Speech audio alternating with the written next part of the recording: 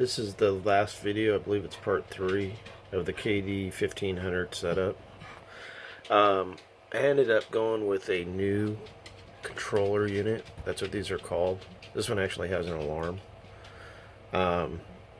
Long story short, guys, I had to flash the software up on the satellite itself in order to go with this unit.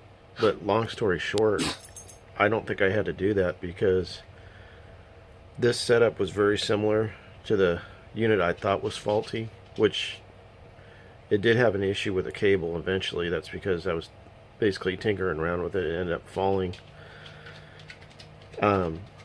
Patience is the key with these things. I even got to a point where, the DirecTV unit wouldn't find, it was giving me a error code. I think it was 775. Couldn't find satellite.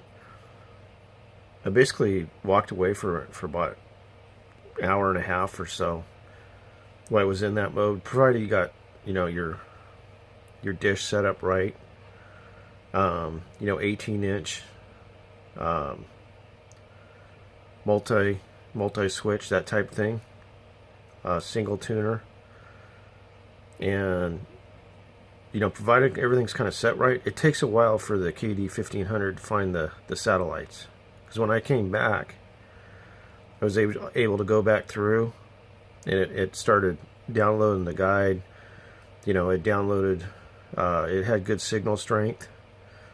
So that's really the key, is once you get everything set right, just give it some time. It's gotta acquire everything, and it doesn't tell you that when you're going through it. So just know that's what it's doing, and eventually you'll get it, and you probably won't have to replace too much. Kind of like I did. That was more my fault. Just I don't have a lot of room to work with, and the DirecTV unit fell, and then it pulled the cable out of the other one. That was my fault. But everything's upgraded on this. It's working good.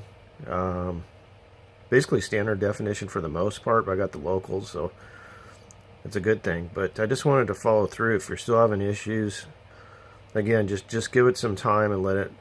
It doesn't say it in any of the owner's manuals, any of the manuals that they put out. But just give it time. Hope that works for you. You guys have a good one.